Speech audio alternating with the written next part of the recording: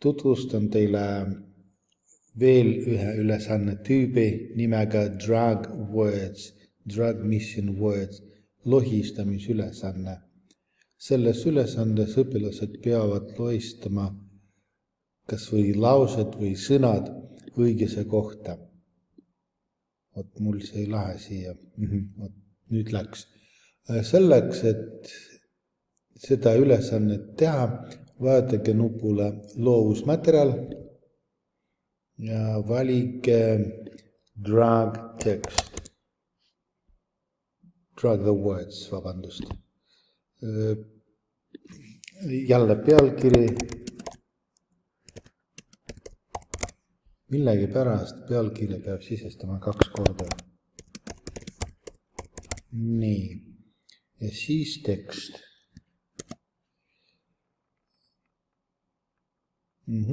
Ja vaadake, et lohistatavad sõnade või fraaside loomiseks märgitakse nende ette ja järele tärn.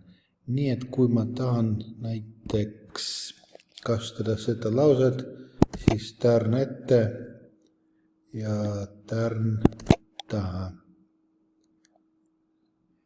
Ja siis näiteks tärn ette ja tärn järele. Ma kohe teen pausi ja siis märkin ülejäänud laused tärnidega.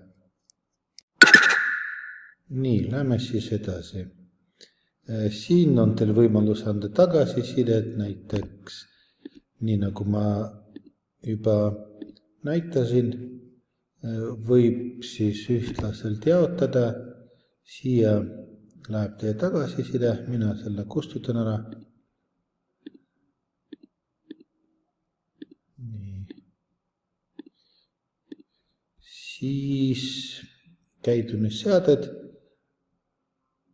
Näita lahenduste sellest valikut ma ei sovi.